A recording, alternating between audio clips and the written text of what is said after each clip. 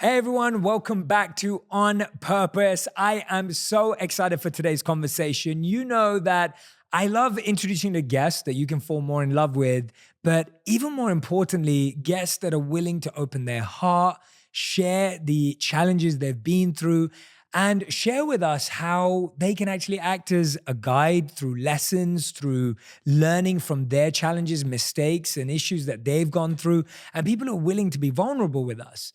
And so whenever we get this opportunity, I want you to listen to this episode with an open heart, with an open mind, and really with gratitude for our guest today, who's willing to talk about so many different experiences that I know will help you through so many things in your life. Today's guest, as you already know, is none other than Lindsey Stirling. Now, Lindsey is a platinum-selling electronic violinist, dancer, artist, and author. She's known for smashing boundaries and defying expectations. And on her fifth full-length album, Artemis, she once again conjures the spirit of innovation that initially distinguished her back in 2010. She has over 12 million subscribers and over 2 billion views on YouTube. Lindsey shares that in her life, she's gone through depression, anorexia, and loss, but she always comes out on the other side and wants to remind everyone it's possible. Today, I'm thrilled to find out more about how she fills her life with positivity and her creative process as an artist. Welcome to the show, Lindsey Stirling. Lindsey. Hi. Oh Hey. my gosh, I'm like blushing over here. It's That all was true. such a great intro. Thank you. It's all true. And I also wanted to say, as a personal intro, we actually met for the first time, I think around 2 years ago, nearly 2 years ago, at the Summit of Greatness by Lewis Howes. Yes. And I remember I've been a big fan of the violin my whole life. Oh, really? Like, I think it's the most beautiful instrument in the world. I have never tried to pick it up for that exact reason, because I do not want to ruin that reputation that it has for me. But and I'd heard your work before, and so I remember coming up to you, and you were signing books that year. Yeah. And I remember just telling you how much I loved your work, and your performance that day was just phenomenal.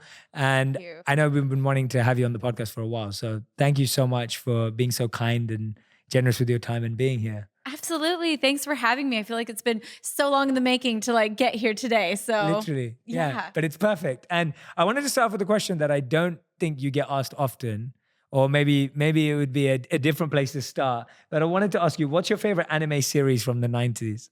Oh man. I mean, probably like I love Spirited Away. I just think it's and I love Sailor Moon. Like all those early anime, I love their storytelling, but I also love the costuming. Like Yeah. I've always been really inspired, even in my own style a little bit. Like I don't even know if today represents, but Oh, the pocket watch. Is cool. I've got a pocket watch, just like interesting pieces, like anime characters. So, Yeah, I love it. And we both discovered just before, literally we talked for about 10, 15 minutes about our love for Harry Potter and Avatar. Yes. And Disney World and all of Universal Studios. all the fan fiction stuff. I was like, oh my gosh, you're a nerd too. Yeah, I'm a super nerd. I know everything. I know all the hidden parts of the movies, and I get into all of that. That's Yeah. when I saw the pocket watch. I was very impressed. Oh, because thank you. I was just like, I really dressed up today. I I wore know. my pocket watch. I love it. I love it. And you know, with all of these things that we're talking about, all the things we're both fascinated by as well, you talk a lot about your belief in miracles, right? Yes. And like magic almost to some degree as well. Yeah. Tell us about where that belief came from, and what is a miracle to you? Like, what counts as a miracle to you? That is such a great question. I've never been asked before. I love that. So I was raised in a home that was very religious. And sometimes people say that in a way of almost they're scarred by it. But I feel like the religious aspects of my life have really blessed me so much. They've made me, I feel like, a deeper person. Made me believe in something greater than myself. And, you know, I was raised in a Mormon home. And, you know, and I really combine the aspects of religion still in my life. I still go to church on Sunday. I actually teach a Sunday school class for the teenagers. Amazing. And it's something that's only bettered my life. And I think that a lot of times people see religion as divisive.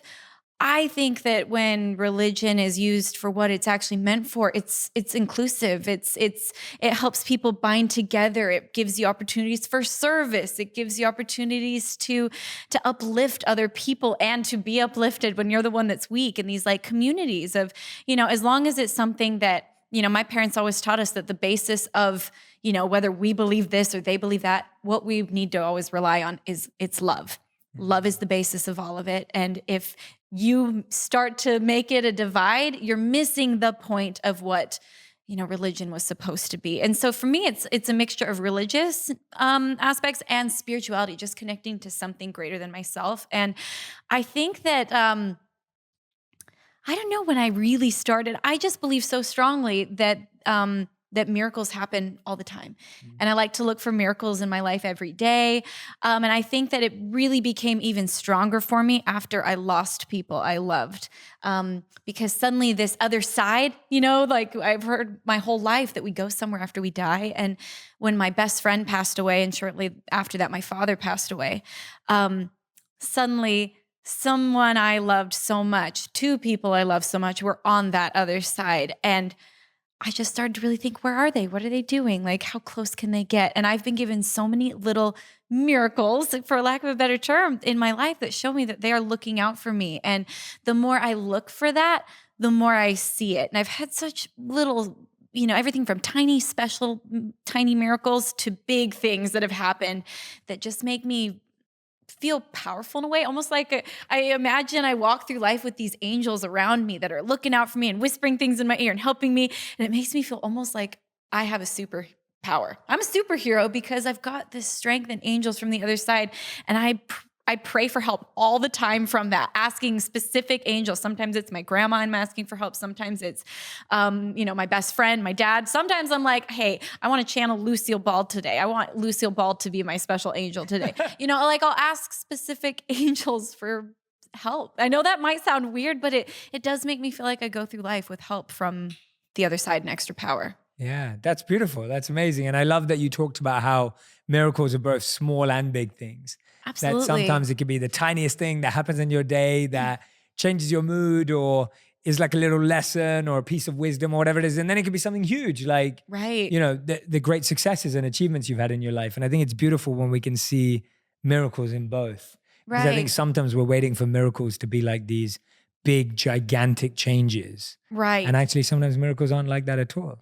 Absolutely. Yeah. And like even sometimes my family all talks all the time about like, oh, our angels are looking out for us because we all have this thing in common that our dad is over there. He's one of our angels. And so we'll always, even if it's like, oh, I remembered right before I left the house that I should grab whatever it is, it's like, oh, my angels are whispering in my ear, Yeah. And like I said, I think that whatever you look for in life, you're going to see more of. And if you are not looking for something, you're going to be like, well, I never see miracles. I never get that. But it's like when you all of a sudden become aware of an artist, all of a sudden you're like, oh, they're everywhere. They're on that billboard. They're on the radio. How come I never heard of this person before? But it's because now they're in your peripheral view. You've seen them. And I think it's the same with gratitude or with miracles or with whatever it is you're looking for in life. If you look for it, you'll see it. That's such a great point. The way to test it is if you ever buy a new car or an item, right? Yes. If you ever buy a new car or you're thinking about buying a new car and then you go on the road, you see that car everywhere. Right. And it could be a rare car. It may be a common car, whatever it is, but it is exactly that. Whatever's in your peripheral view, you start to see it everywhere. Mm-hmm. And I think the point you just made is so beautiful because I think sometimes it's like when you're rushing out the home and you notice you forgot something, it's almost like, oh, I forgot it. Like it's almost like a negative feeling. Right. Rather than like, oh, thanks, I remembered, right? Like the way you're seeing it. Right. And it's so interesting because it's such a small thing and we do it every day. I know I do it sometimes. It's like I get downstairs, I'm about to get in my car and I'm like, oh, I forgot my wallet or whatever it is. Right. Rather than, oh, I'm so glad I remembered rather than getting to the That's really store. interesting. And then, right? Yeah. Or even having a moment to be like, oh, thanks. Yeah. Thank you, my angels, or whatever it is that you see as your, thank you, my brain, for being smart and remembering, whatever you want to see it as. I like that. Yeah, well, you said it, not me. You put it, anyways, that's cool. Yeah. And one thing that I think has helped me so much, I talk about all the time, is my gratitude journal. Yes. Has been very transformative in my life. And this, I didn't realize something so simple would make such a big impact. And it's things like that where automatic responses start to become more gratitude-based than negative-based. And it's exactly like you said, the same exact situation where I can be like, I am so stupid that I always get to my car and I forget something. Or, oh, thank heavens I remembered before I left. And I've noticed a shift happen in my mind of all of these little tiny things that happen automatically now that turn more towards an optimistic attitude rather than a beat myself up attitude or a complain attitude. All because I practice every single night for 5 minutes before I go to bed, just like several things I'm grateful for. And it's just those little tiny things that make the biggest difference in life. And I often think that when we want to change, I think sometimes I used to be like, oh gosh, I've got so much work to do. And like, I have to change everything in order to be a better person. But it's like, no, it's tiny, tiny pivots, tiny, tiny tweaks, like little things that are going to just make these huge impacts over time. And it's all about just one pivot at a time, not shifting everything, one tiny, tiny turn. There's really nothing more important than your health and your peace of mind. When I take this supplement every day, I go to bed at night knowing that I provided my body with the absolute nutrients out there. And that's something I always feel accomplished about. We don't always have to make a huge, drastic changes to improve our lives. Sometimes it's as simple as taking a high quality supplement that actually digests well in your body and delivers all the nutrients you need to your cells.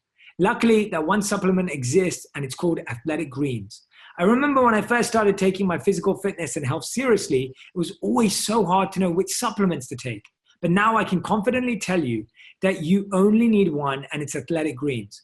I do believe it is a perfect supplement for everyone who wants to make sure they're feeding their body the best. There's no fluff and the pack, all the best ingredients that actually have high potency and bioavailability. With 75 vitamins, vegan-friendly minerals, whole food source ingredients, plus the antioxidant equivalents of 12 servings of fruits and veg, I'm confident you couldn't find more comprehensive nutrition in one supplement.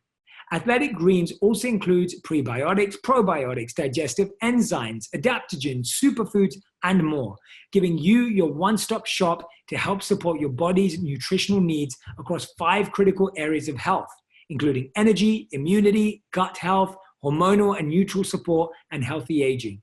I like that it's delivered in powder form and mixed with water. That means less capsules and superior absorption, which doesn't include any binders or fillers. Whether you're taking steps towards a healthier lifestyle or you're an athlete pushing for better performance, Athletic Greens takes the guesswork out of everyday good health.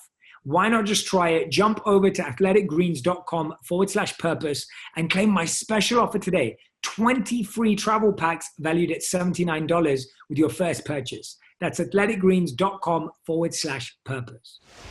Blinkist has made it so easy for me to read so much more and helps me stay on schedule with my other responsibilities for the day. I know that in today's time, it's so hard to find time to read a book and, make the time to actually invest in that. But Blinkist makes it easy.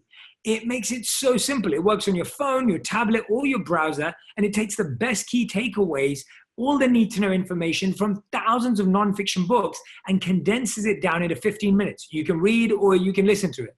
And Blinkist is made for busy people like you and me who want to get the essence of the book so that you can start applying the principles and living them in your real life. So I've read a couple of books recently. I read Shoot for the Moon by Richard Wiseman, which was a great, great read. And now you know my secret weapon for learning new things and getting ahead. I hope that you use it and share it as well. With Blinkist, you get unlimited access to read or listen to a massive library of condensed nonfiction books. All the books you want for all one low price.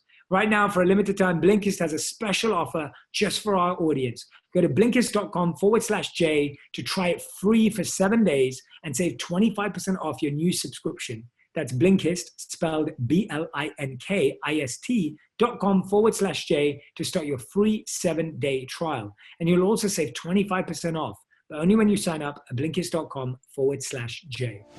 Absolutely. When did you start your gratitude journal process? Like, when did that become a regular habit in your life? 2 years ago. Oh, wow. Okay. Yeah. So fairly recent. So yeah, it's been a fairly recent thing. It's been a long enough time to practice it, but it's been fairly recent in your life. Right. Yeah. And where did you get introduced to it? And was it just you read an article or a book or you heard it somewhere or was... I just heard it enough, I think. Yeah. I'd heard enough people say that this is a good practice to do because I'd listened to a lot. Like, I like to fill my life with positivity, whether it's reading like Brene Brown books and on Audible as I drive in my car or listening to podcasts. And I feel like the more I fill my life with positivity, the more positive I am, obviously. And so this was something I just kept hearing about. And every year I like to pick a word to work on. And Ooh, I like last this. year, as a result of kind of starting this gratitude journal, I decided I'm going to dive in. My word for last year was gratitude.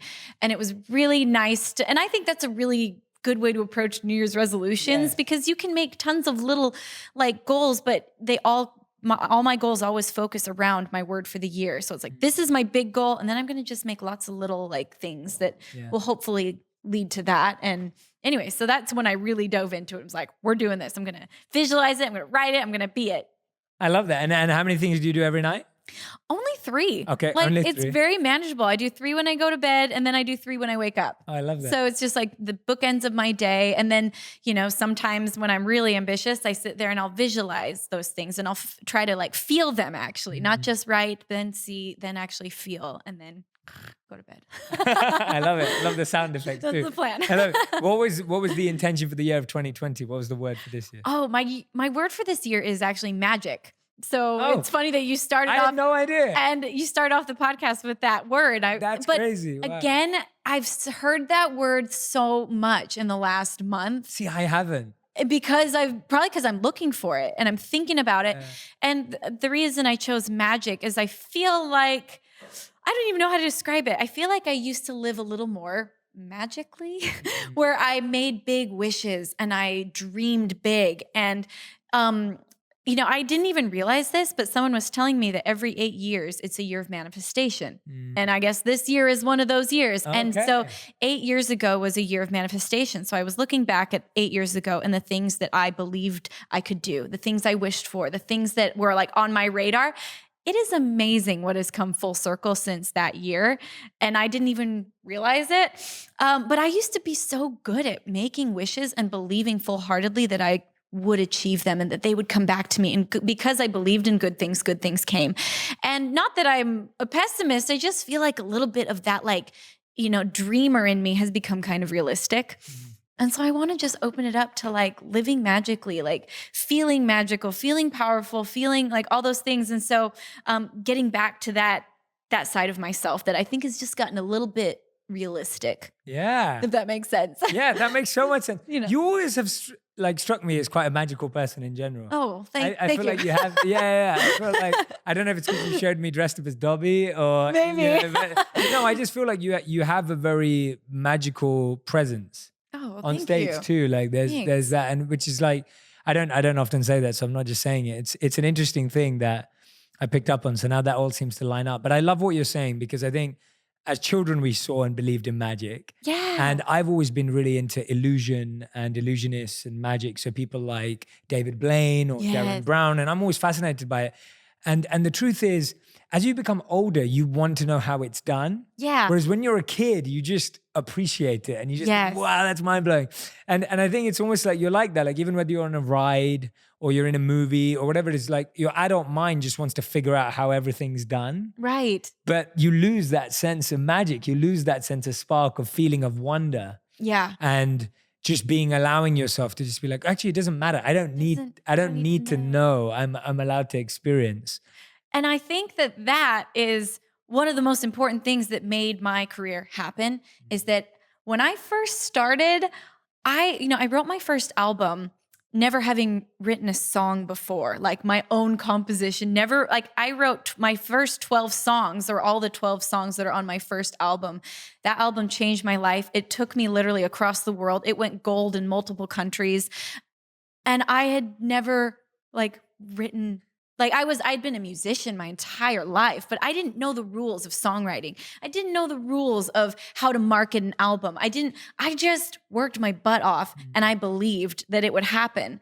And it happened. And I think that's, looking back on my beginnings, especially a girl that was like, I want to kind of invent my own genre, music, of playing electronic violin music, all instrumental, and I want to dance while I play, and I want to tour and wear fun costumes. And what? Everyone listening to her will be like, yeah. This girl's insane. And I know that because I sat in front of people and tried to pitch what I was doing. And I showed them videos of me doing it in my living room, being like, see, this is the vision. And, I went to record labels and managements and no one believed it, but there was something inside me where I believed it so strongly because I just had that magic inside of me of no, I know I can do this. And I made big wishes. I made big plans.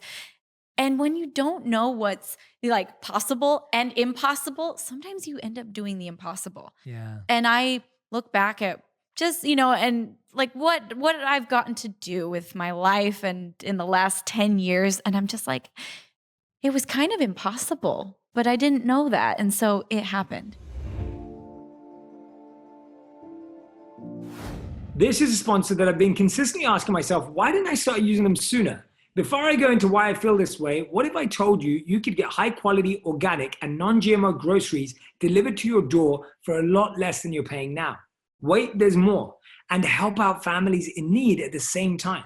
Well, that's exactly what I've been doing since I discovered Thrive Market. As a member of Thrive Market, I get the products I love, and my paid membership provides a free one for someone in need, like a low-income family, teacher, veteran, or first responder. I simply cannot say enough great things about Thrive Market. They truly do make eating healthy feel really good and meaningful. Thrive Market tailors to over 70 different diets and values, like paleo to keto, plant-based, and deliver the highest quality organic and non-GMO food. They also offer clean beauty and bath products, pet staples, and non-toxic cleaning products, plus wine and more. As you see, Thrive Market is a no-brainer for anyone wanting to eat healthy foods and give back at the same time. I simply love the ease of ordering from their site. It's super simple, and you can get down to the specific foods you're looking for, and you'll find them at the best prices. As a member, I'm saving 20 to 50% of traditional retail prices, and their carbon neutral shipping is free on orders over $49. Not only do I feel great about getting a deal on my favorite clean, organic products, but I also feel great about helping to support families who need it the most. In addition to membership matching, Thrive Market is matching donations to their COVID-19 relief fund dollar for dollar. Thrive Market is working 24/7 to make sure members are getting their groceries delivered as fast as possible. You can learn more about their commitments to customers and membership matching on their website. Try Thrive Market and become a member risk-free. Go to thrivemarket.com/onpurpose. Join today and you'll get up to $20 in shopping credit toward your first order. That's Thrive, THRIVE, market.com/onpurpose to start your risk-free membership and get up to $20 toward your first order. thrivemarket.com/onpurpose. That's beautiful. I love that. Yeah. Yeah. What have you found happens when you believe something, but it doesn't necessarily happen at the right time or the time you wanted it to? Actually, not the right time. I take that back. Yeah. It's almost like that feeling of, what I mean by you is I agree with you. I think that belief is so powerful, but sometimes people will say, well, I have this belief, but it's not happening, right? Or maybe you've had a belief at times, but it didn't happen in the way you thought it was going to happen.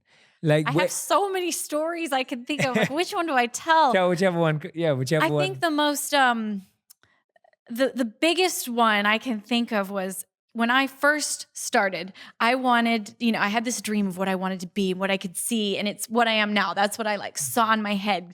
And I tried all these different ways to get it out there, and every door just closed in my face. And the most public one and the most dramatic one was I auditioned for America's Got Talent. Oh. This is in 2010. So this is 10 years ago. And, I made it all the way to the round where it's like live. Oh, wow. And it's, there's I think it was the top, the semifinals, whatever. And now at this point, America calls and they vote for you. It was really exciting. And in my mind, all I wanted to do was win this show. I knew that if I won the show, my life would change forever in an instant. And, you win $1 million, you win a Vegas residency, it's a big deal. And they kind of also drill it into your head that this is the biggest moment of your life. Don't blow it. And so here I was, I'd never really performed in front of any more than 100, 200 people. And here I am on this live stage with millions of viewers watching. They even told me before I stepped on the stage, there's 11 million people tuned in right now. Good luck. What? So I go out there, I'm in the middle of my performance and I hear the buzz, and that means I got X'd. So not only was it, in that moment, I knew that I'd blown it. I'd blown the biggest moment of my life. And I walk up to the judges after I finished playing, and I got told that I sounded like rats being strangled. It was on live television. Everyone I know is watching, including a lot of other people. And, and I was told you just don't have what it takes. You're not good enough.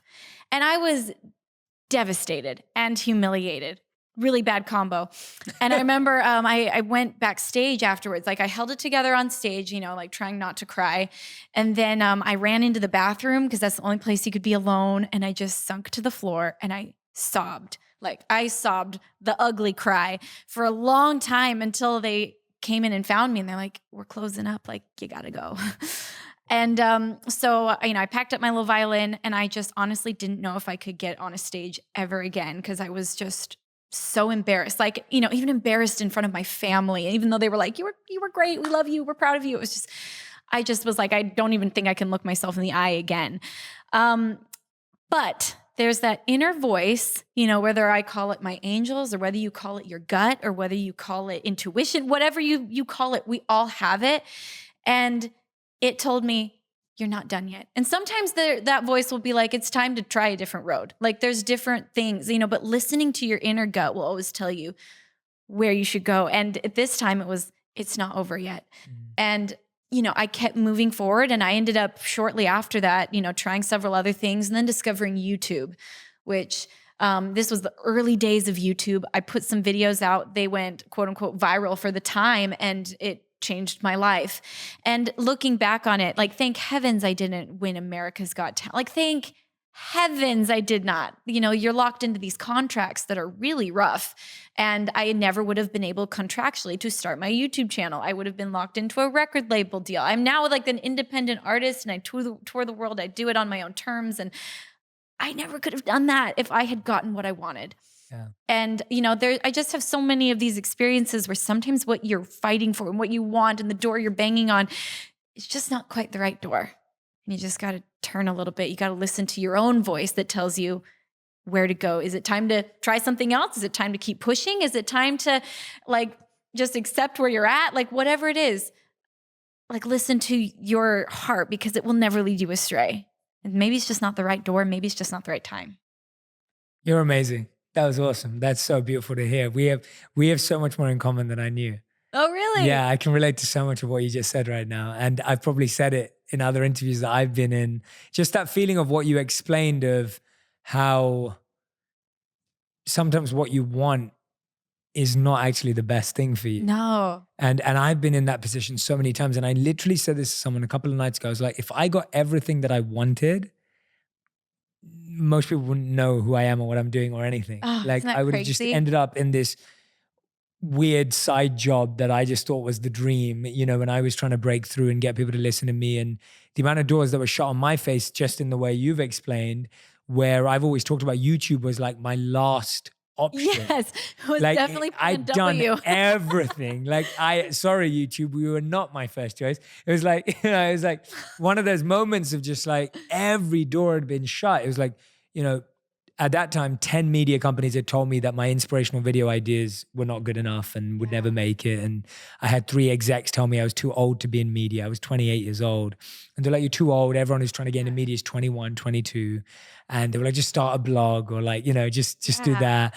And then everyone was like, there's no careers in media. Like there's no, and you don't even have a communications background or a media background or a film background because that's not my background. Yeah. And so it was just, for me as well, there was just one option. That option was to try and do it myself.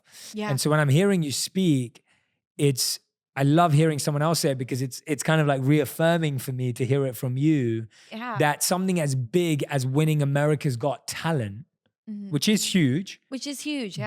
But in your experience, you've even found that wasn't the end of the road.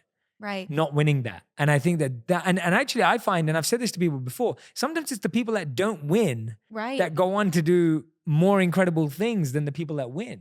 And I wonder if it's partially because it gives you this little this little, and for me, I think in that experience, looking back on it, a lot of times people are like, what were they thinking? They they didn't see what you had. How could they have been so wrong?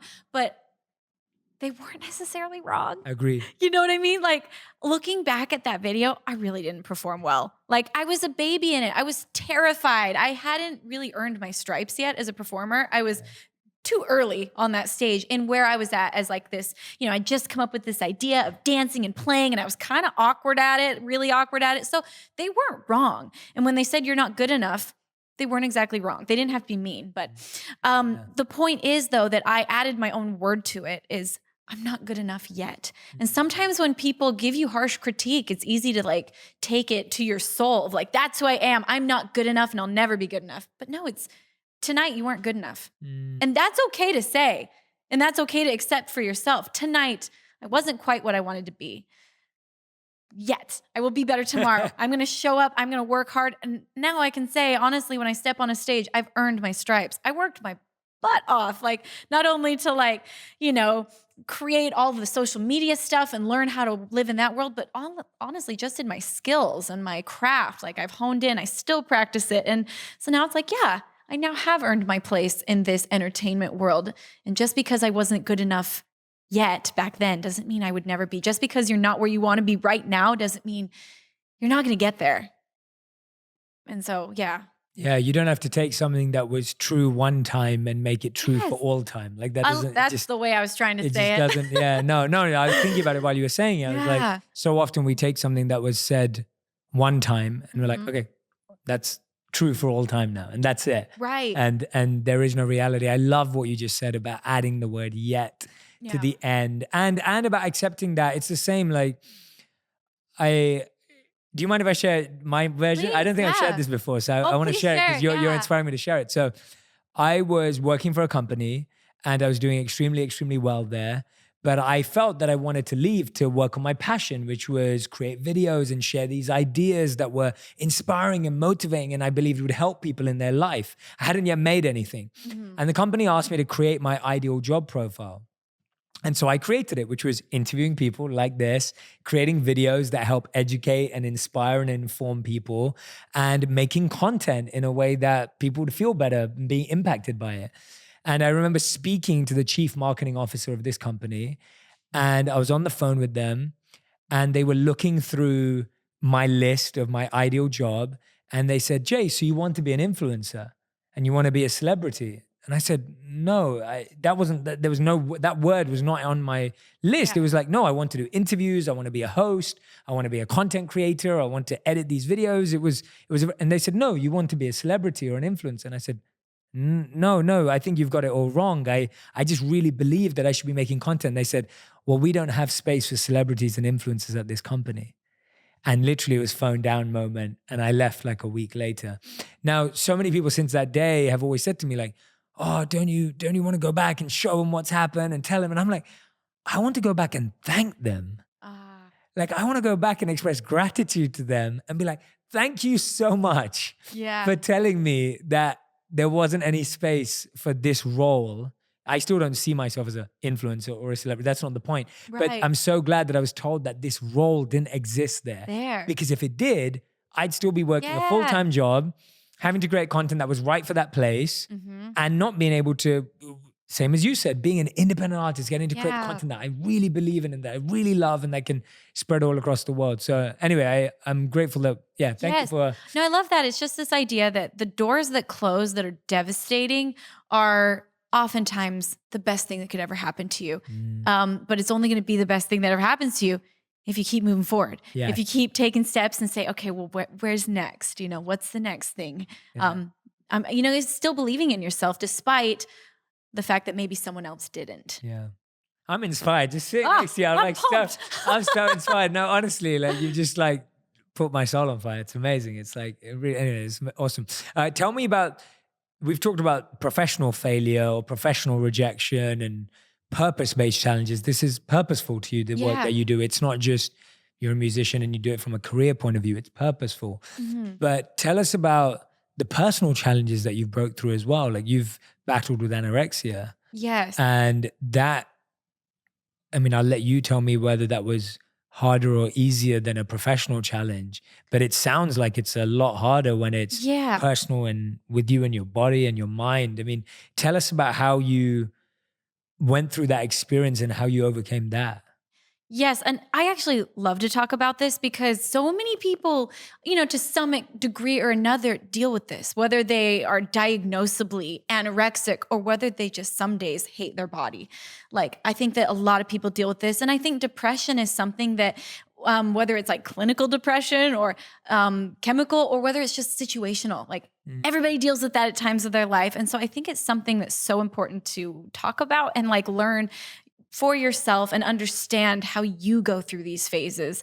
And, I realized when I was in college, I was, I think in the middle of college when I finally came to realizing, oh my gosh, I'm anorexic. And it took a while to come to that realization because I had been depressed for a really long time. And it happened so slowly that it just consumed me. And I would have defended it forever, being like, no, I'm just really healthy because I was exercising all the time and I was eating like a bunny. Like I was eating all like vegetables. And, so I would have defended it forever that no, I'm just healthy. But I finally had this moment where I realized that I had sacrificed everything for this.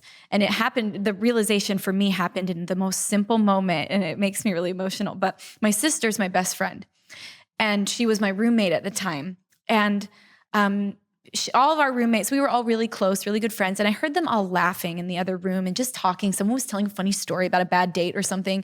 And they were all laughing, but I just didn't even have the energy to get off my bed to go in and join because I also just thought like they wouldn't even want me to join. I just was so depressed.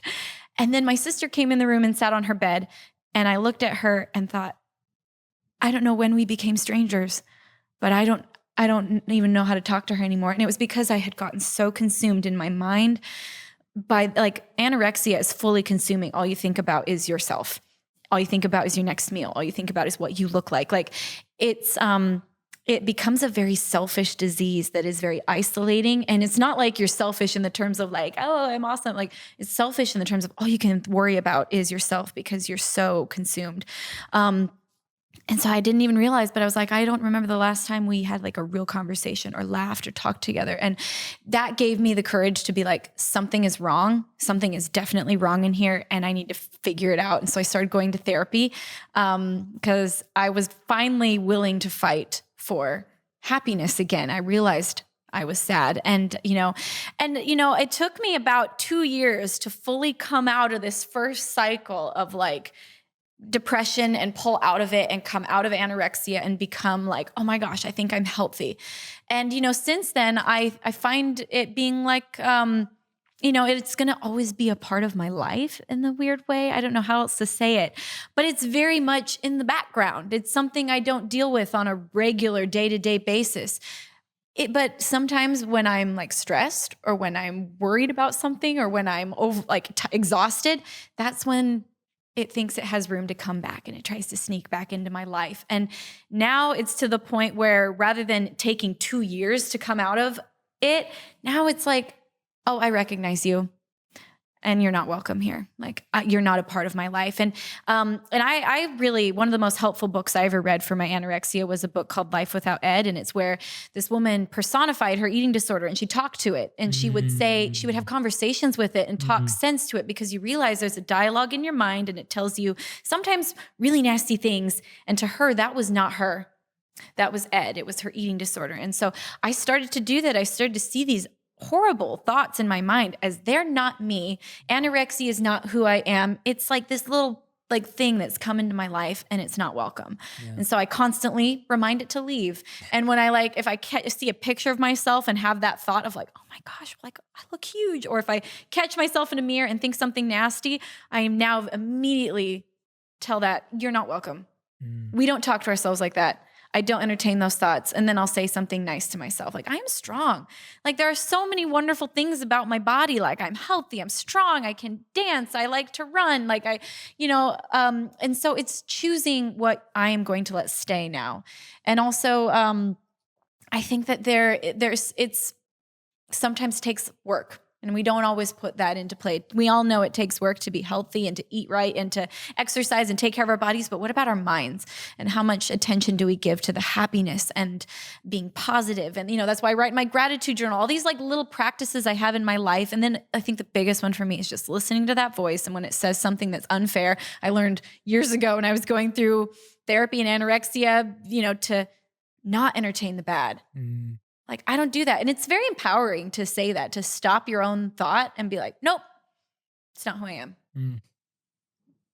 Self-love, that's what it just all comes down to. That's great. I love the way you've broken down the process for all of us. And thank you for the recommendations on the books too. It's always, I know the audience loves hearing what books help and work. And so if anyone's struggling with that in particular, it sounds like a fantastic book that really helps you understand the voices in your mind and your head and recognizing which ones are not you. That's 100% true. Yeah. That's 100% true. It's always like a bad friend. I think it was Gandhi who said, don't let anyone walk through your mind with their dirty feet. Yeah. And it's almost like sometimes it's your dirty feet or another thing that is inside of you. It's almost doing it to yourself. Yeah. But you're so right that negative voice in our heads is not us. It's like being friend with a bad, it's like being friends with the negative influence. And absolutely, you've started spending so much time with them. It sounds like your voice now. Yeah. And so I think that's a really important lesson. Well, and it's interesting how it's like we've written these stories and these beliefs in our mind about who we are. And I finally came to the realization that if I wrote this story and became this once upon a time, somewhere along the line, I started to believe these things. I started to write this, and then I reinforce it every day in my mind. I rewrite the story every day, and I punish myself over and over and over again for a belief that I wrote once upon a time. And so if I wrote it once, and if I believe it now, then I can write a new one. Yeah. I can change it. It's going to take time because our minds love familiarity, even if it's negative.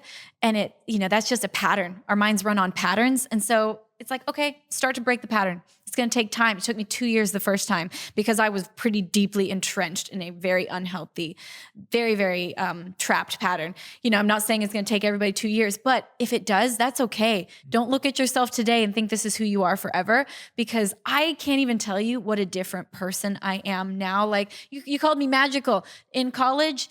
No one would have called me magical in that time. My roommates would have been, Lindsey's really tired. She's very, she's nice, but I just didn't have the energy to be like out there for other people and be kind and be as loving because I was so trapped in this like tornado inside myself. And I'm like, if I could change from that person to like where I am now, where I love to share with people. I feel like anyone can do it. This is a process that start where you are today, start to love yourself, start to be kind to yourself, start to fill your life with more and more positivity.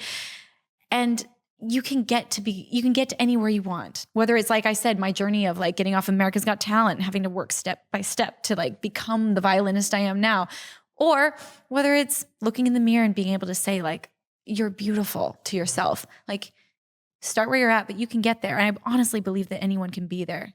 Yeah. And it takes work still. Like, of course. It's not like I still go through times like last weekend. I had a real depressed weekend where I was like, dang it. Like, I'm in a funk.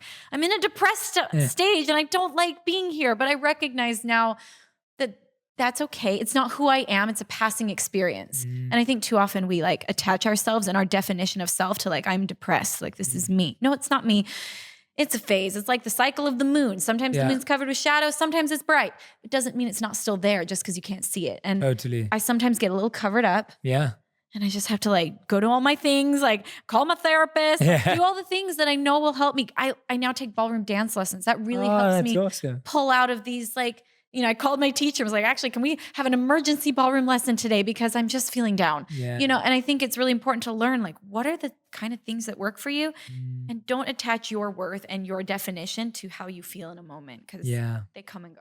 Absolutely. Just like the weather. Just because it's rainy outside, like, oh, I am now rain. Yeah. Right? It's not like rainy inside. And same with the sun. And you're so right about having something though. And I feel movement is such a big part of it. Yeah. Like ballroom dancing for you, whatever it is for you, it's like, I feel movement is always a powerful thing to add to that space, to get you out of your head. I always find that whether some people like running and it does, and that's what I mean. Like, I love this example of ballroom dancing because it doesn't have to be exercise in the traditional sense, even though we know exercise is great for breaking through our depression patterns and negative patterns. It's like exercise can be fun. It can be a sport. It can be dance. It can be so many other things. So don't feel bound to just exercise. Well, and I love that you said one time on one of your podcasts that your wife will dance every day. She does it every day. And I was like, that's amazing. Like nothing great. And and she will say offbeat. That's what she'll add. Offbeat and you don't have to be you don't have to be Derek Huff in order to dance, or Julianne. Or like Julianne, I love them both. And they're like, Yeah, we love. amazing. Yeah. But you don't have to be like that in order to like enjoy movement. And Yeah, there's and they said the something. same thing.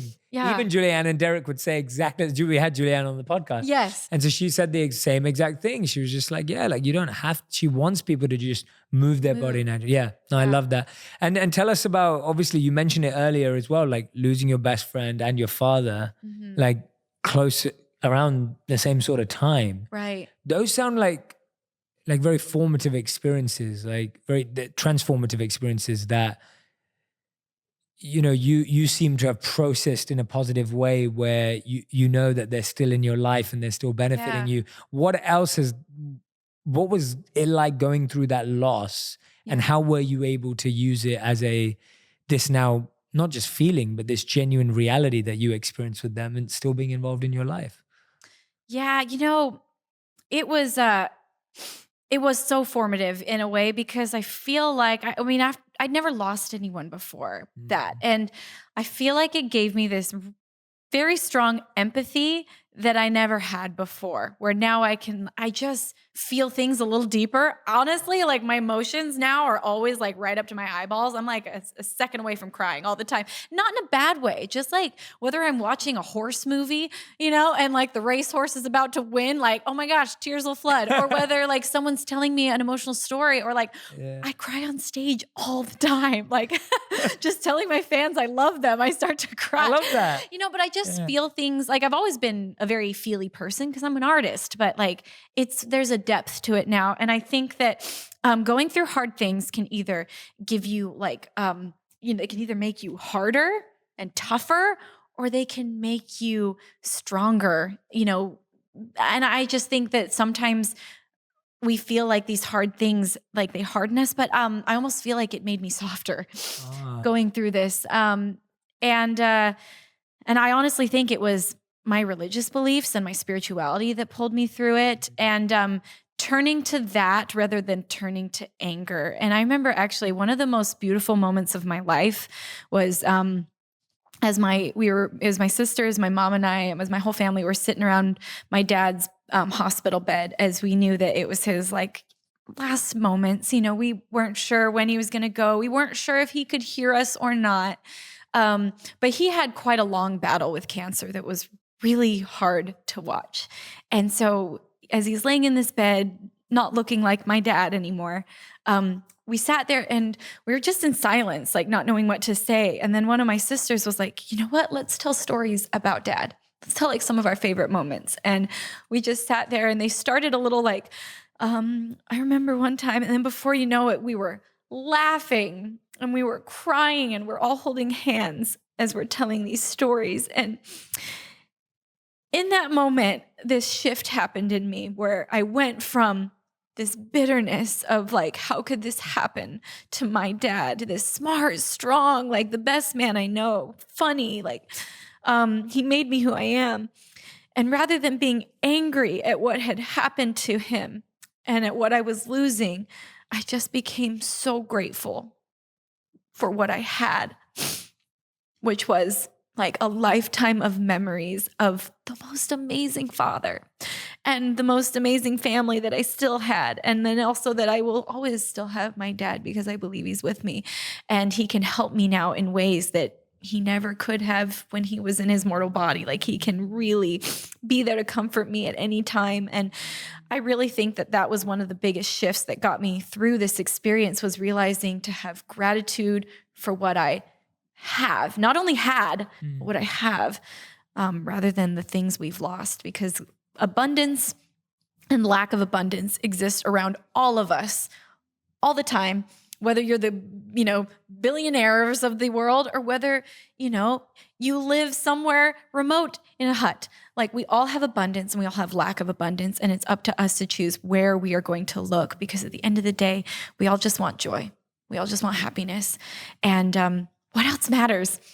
than like sharing goodness, sharing gratitude, sharing love, and giving yourself the ability to have self-love and, forget all the labels and the judgment and the money and the, like, who is it that decided we're all supposed to look a certain way? Who's it that decided that money equals happiness? Because it doesn't.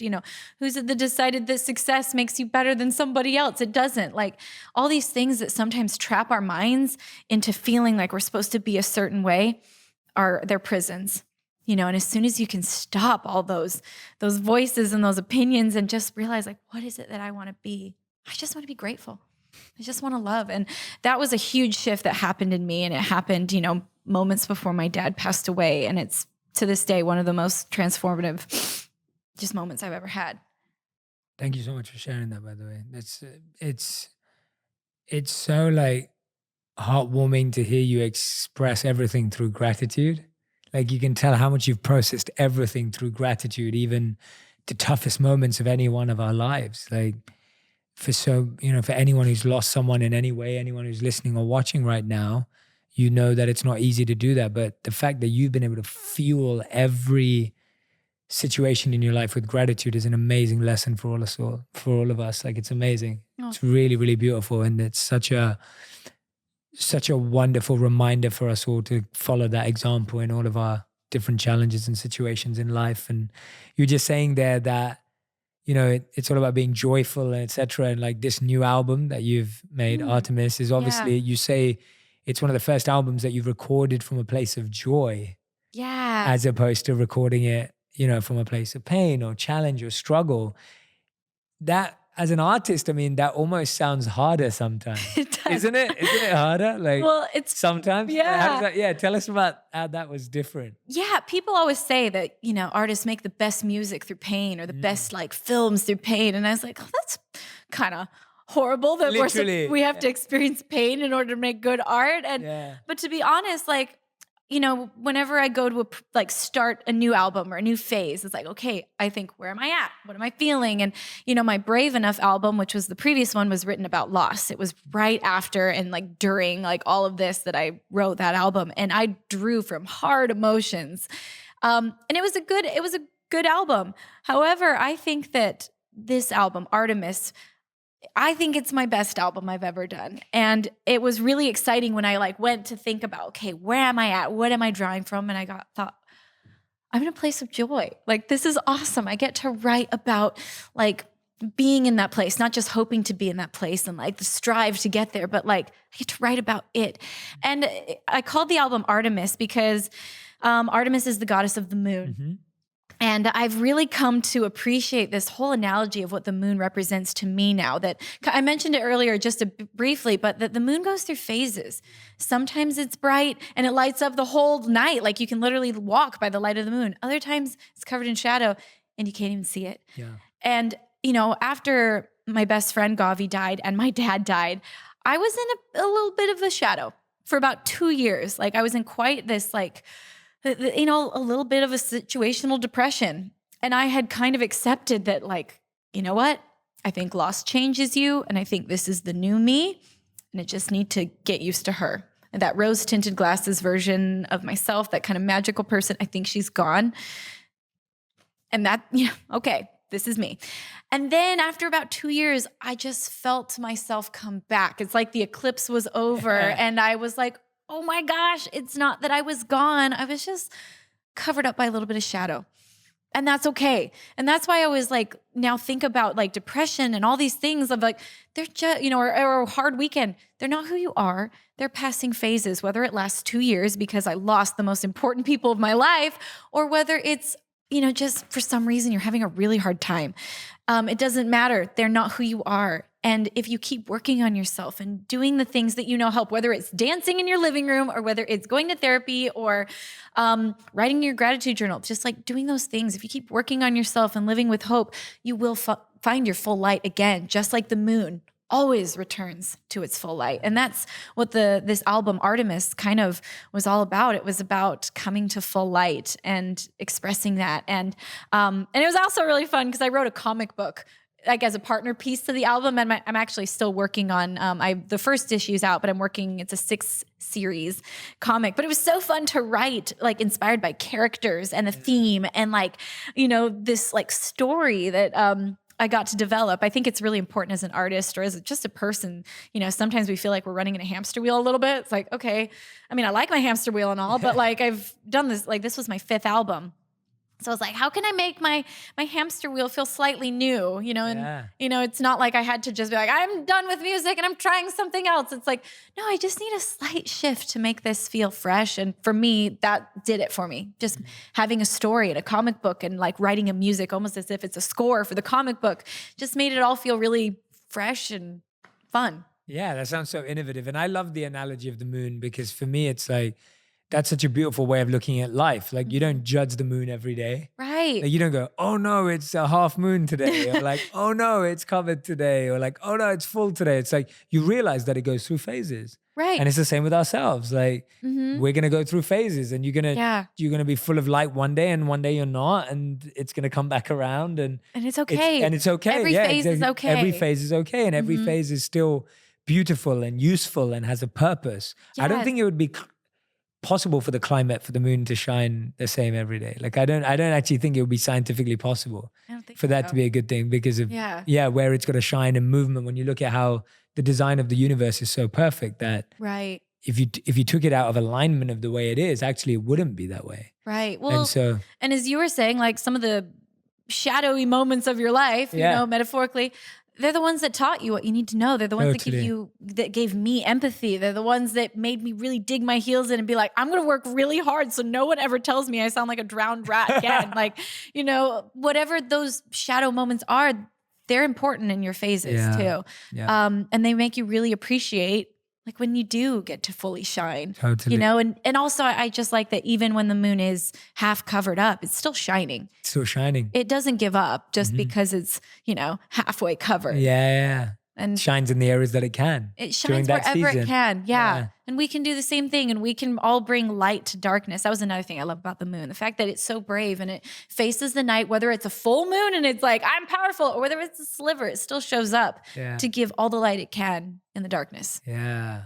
Wow, so many beautiful lessons from the moon. I know, I love the moon. Yeah, it's special. Yeah, I'm never gonna look at a moon the same way ever again. Yeah, me neither. Yeah, it's amazing. No, it's so beautiful. And I loved what you were talking about, innovation. I love that even though this is your 5th album, it's not like, oh, now I've done music and I play the violin, maybe I'm gonna go learn how to play another instrument, or maybe we're gonna get into, and I'm gonna be a dancer, and there's nothing wrong if you did that. There's nothing wrong with any of that. But it's interesting to see how you can innovate in your space. Yeah. And actually your creativity comes to life. And you innovated a virtual concert, right? Like, I did. Yeah, tell us about that. That sounds like it was so crazy. They had me in this whole like suit with all these little sensors all over them. It was like, and they created these really cool worlds for me to perform in. I was like a Lindsey avatar of myself. So I got to actually design it to be like my little Artemis character, that I made for the comic book. And I got to perform online as this avatar in this like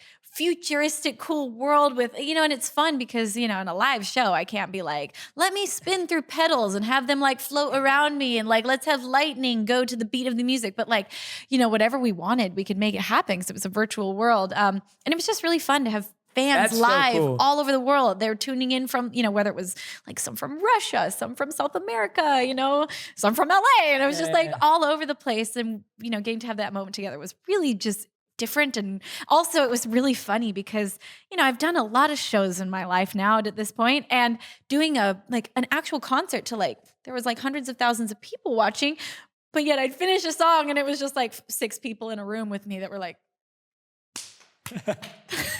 so like that energy of a concert, I kept having to remind myself like, oh yeah, all those I could see the dots of the people that were in there watching. Like, those are all people. They're all here, even though I can't see them. I can't feel their energy. At home. Yeah, they're hopefully clapping at home. Yeah. But just lets my manager and some of the engineers like, yay. I love it. Yeah. I love the innovation of it. I think that's awesome. I'm excited to see what you end up doing with like virtual reality or augmented reality. Or like, are you into all that kind of stuff? Or it's fascinating. It's really interesting to me. So it is fun to think like, what is the next step for that? Like, how can music more be incorporated into that world? And who knows? Yeah, I think experiences for audiences are just so powerful, and technology allows us to touch so many people that could never be in the room or could never travel. Or I've been thinking about this a lot lately about, just dealing with this thought in my mind of like, social media provides such an opportunity to connect across the world and do so much good. It also, as we know, has such a power to do like not good. And, we find ourselves sometimes trapped in these comparison, situations, or feeling bad about ourselves because everybody's showing their lives through filters and it seems real, but it's not. And I've really been thinking a lot lately. I'm like, am I a part of the problem of social media, or am I a part of the good? Wow. And I think the answer for me after thinking about it more is like, okay, I think I do feed some of the problem because I think I do a lot of the good. I try, but I was like, you know what? I'm sure my fans look at my pictures that are like from photo shoots or like my polished music videos when I like took hours, literally hours to get ready, like my hair, my makeup, body spray, I look good when I show up on set. I'm Your music videos are amazing. Thank you. Yeah. I love making my videos. And I'm like, oh my gosh, I'm sure people compare themselves the same way I compare myself to people's filters. And that's not to say art is art. And, this is kind of the realization I've come to. It's okay. Like, I love makeup. I love playing with costumes and fun looks and expressing myself artistically in that.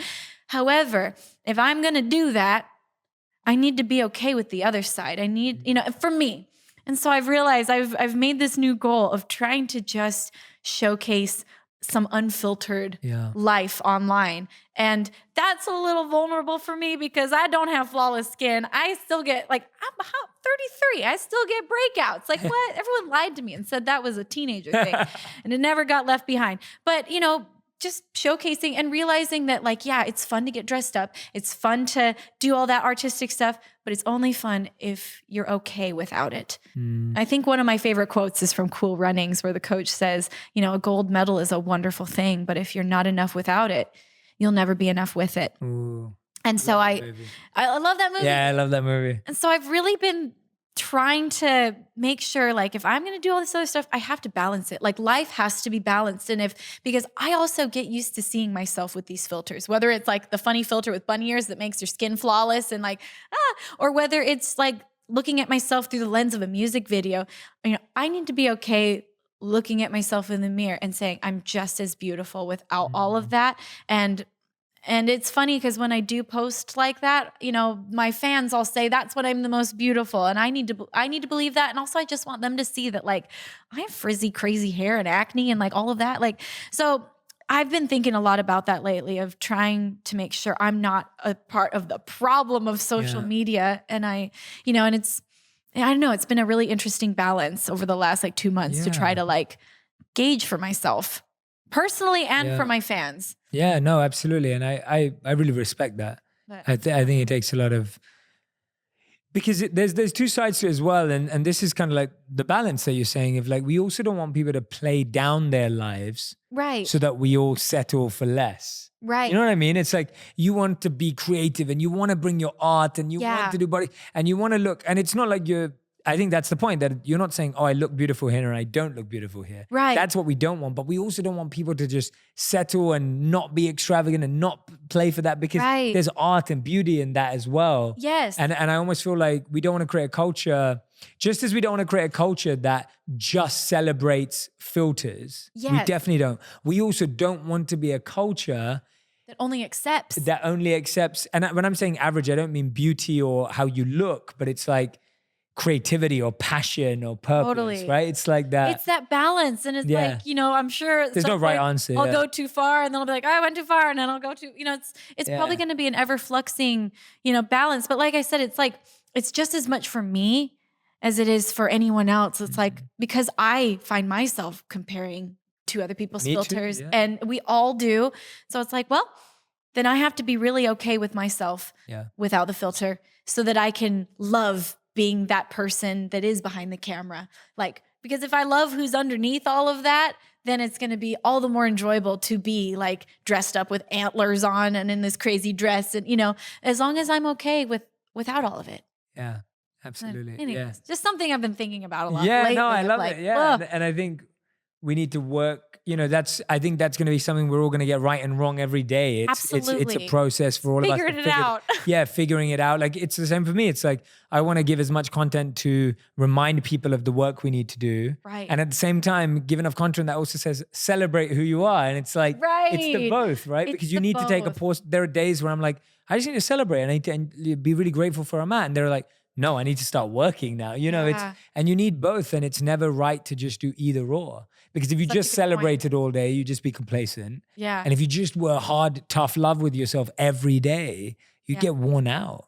That's the biggest challenge of life is balance. Mm. Like, and I guess like, kind of like you said, it's just being able to listen to yourself and know what you need. Yeah. What is it time to do? Is it time to like hit the pavement and run, or is it a self-care day where I just got to take care of myself and say, it's okay, you're doing good. Like, Yeah. Or is it a tough love day where it's like, get up and go? I don't know. Yeah. It's this ever fluxing, like ever figuring it out. And that's so funny the way you put it of like, do I tell people to like love themselves and music, like celebrate, or go? Yeah, exactly. And with all your new music that you're creating, do you feel like this storytelling was what really brought it to be even more powerful to what it's ever been before? Like the comic, the music videos. Like I feel like there's just so many elements to how you keep challenging yourself in a positive way. Right. Well, it's funny because I've realized I'm more of a storyteller, I think, even than a musician. That's what drives my creativity. And it always has been. Like a lot of times I get the music video idea first and then I write the song so that I can make the video. Because I went to film school before I was going to be a director before I ended up realizing, actually, no, I want to be a violinist, but I'll direct my own videos, So I took like the backdoor approach to directing.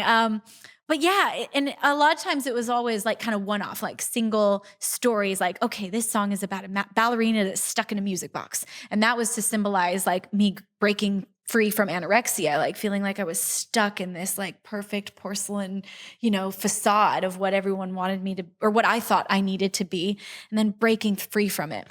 And I've done some that were pirate themed or like steampunk. But this album was really fun because it's like a continuous story. So I've already made like, 3 music videos for it that kind of, introduce the characters and then tell a little bit of the story, then introduce the villain. And then, and right now I'm planning 2 more that I'm so excited about. One of them is like, this beautiful ballroom dance that introduces the love story. And like, so it's been really fun to not just have these one-off moments with like, okay, here's some characters and 3 minutes of a story, but it's like, no, this is introducing you to a world and like, themes and, something bigger than just little bite size. And that's been really fun to like, and also the tour, it made the tour more fun because, it's the Artemis tour and, the stories kind of weave through the show, through instrumental music. It's kind of like no one probably knows exactly what's going on, but they can feel it. Like, yeah, exactly. And that's what I was going to ask you. Like, I'm hoping that listening to this interview, my audience that already knows you,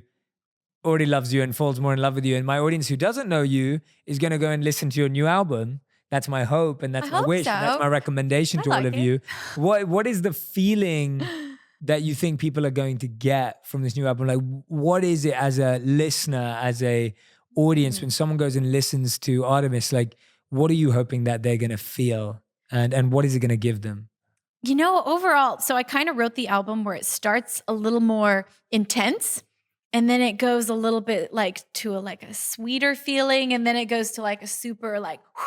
So the whole album, it's funny, no one listens to like albums back to front anymore like they used to. Like when we would go and buy albums at the store. We're the same, same sit generation. there and listen to it front to back, But I still take a lot of thought in like how the album progresses. And even as I was writing, I would be like, we need a song to fill this gap because I don't have one that creates this emotion. So the whole album kind of like takes you from like intensity to like, but I always hope that when people come and, to my show or when they come to my YouTube channel and see a video or if they're listening to my album, my biggest hope that people will feel, and I've always said this, light. even before I had the whole Artemis theme, is I just hope that people will feel light, their own light, their own self-love, and feel empowered. And, whether it's listening to the music, but especially at my shows, I just want people to leave and feel pumped and like, yes, I can do whatever I want in life. Like I can go out there and I just want people to feel full of light and self-love when they come into my world. And, that's my greatest hope anyway. And yeah, absolutely. I've always felt listening to your music that, and I'm recommending this to everyone who will go ahead and listen to the album too. Like I've always felt like this warm embrace from your music. Oh, like that's how it feels to me at least. Thank you. It's like a very, comforting, but not in a junk food kind of way. like comforting in a soothing, calming, like feeling understood, feeling really feeling cool. more connected to yourself. Like I've always felt that way when I've ever watched any of your work or listened to it as well. So Thank you. that's my personal experience, and I really, really hope everyone who's listening or watching will go and find it. Where's the best place that people can come and listen, learn, find out about you, whether it's your tours, your new album? Like where's the best place? Well, I mean, I think for me, seeing an artist live, always, I don't know, I feel that's when I get to know an artist. And I hope that's how it is for my music as well. But I think that coming to see the live show, whether it's me or anyone else, it's just like, I get it. You get to fully experience like a 360 version. So I hope you guys come see me live. And if you're not sure if you want to come to the live show, if that's like too much commitment for where we're at, I understand. Come visit my YouTube channel. I think that's one of the best places that, because I feel like my music is not just meant to be heard, it's meant to be seen. That's how I write, is I think of these stories. And so I hope you at least check out my YouTube channel. And then, if I win you over, come to my show. We'll be here. We'll be in the US in the summer, and we'll be in South America and Russia this year. We're skipping around. I'm very excited. I love hearing that. Awesome. So Lindsey, we end every interview with a final five, which is our rapid fire, quick fire round, which means I ask a question. You have to answer in one word or one sentence maximum, no more than that. Okay. These always make me so nervous. Good. Okay. So here's your final five. The first question is the best thing about collaborating with John Legend. Classy. I felt classy. Oh yeah, you felt classy. Not that he's classy. Well, no, he's classy. He's classy. Yeah. Classy is contagious. Classy, contagious, classy. Yeah. Okay. All right. I love it. What's a question you wish more people would ask you? Spirituality. Okay. Wonderful. I hope we asked you that today. I did. Yeah. Okay. Good. Question number 3. What's one word you'd use to describe the violin? Expressive. Nice. Good. These are good. This is very good. I'm very impressed. I want to explain every word. Yeah, I know you do. I know. No, sorry, and I get tempted, and I'm like, no, let me help. I always destroy this routine of okay. When you're struggling to be creative, what's the one thing that gets you creative? Experiencing. Nice. I like it. I want to ask you all. I'm like, yeah, I'm holding back. Okay. And your fifth and final question. What's the best spiritual lesson you learned in the last 12 months? Love. Do you want to expand on that? Just that there's no pure way to experience spirituality than to just love people, love yourself.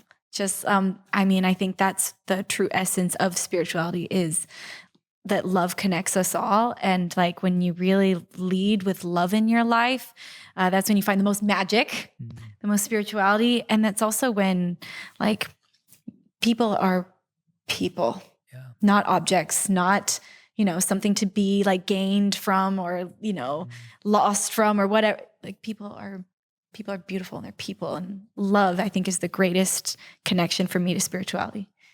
I love it. Thank you, Lindsey. Lindsey Stirling, everyone. Make sure you go and follow her on YouTube, on Instagram. Go and check out her website. Go and listen to and download the new album, Artemis, as well. Make sure you check it out. She's touring in the summer. So if this has made you feel the magic through a camera and through, if you've not been watching, but through listening, then please go and see her live. Lindsey, I hope I get to spend loads more time with you. I hope so. You're amazing. Like literally, you're incredible. Like I feel so personally inspired by just hearing you speak. Like it's Yeah, you have an incredible aura and energy, honestly. I'm not just saying thank that. Yeah, I you. felt it Thank you very so personally much. Well, today. likewise, I was Yeah, so so excited that like I could be here and have this conversation. I love listening to you. I love following what you share and put into the world. And I just think it's inspired me a lot to seek of how can I share more yeah, because of please do. the way You you don't do. stop sharing the way you share. Okay. Well, Yeah, we need more of it. Thank you, Lindsey. Thank you so thank much. you. Thanks everyone for listening and watching. Make sure that you share with us and tag me and Lindsey in your favorite takeaways from this episode. So if there's anything Lindsey said that stood out, that really resonated with you, make sure you post it on your Instagram stories, on Twitter, on LinkedIn, on Facebook, wherever you post. And make sure you tag both of us as well in the post so that we can see, comment, and interact with you as well. Thank you again for being part of the On Purpose family, and I'll see you again next week. Hey everyone, my name's Jay Shetty and welcome to my YouTube channel. Every week I'm sharing 3 videos that are going to help you feel more fulfilled, feel more happy, and more successful. Make sure you subscribe to this channel so that you can find out about the videos as soon as they launch. Press the like button and leave a comment, and let's keep making wisdom go viral together. Make sure you subscribe.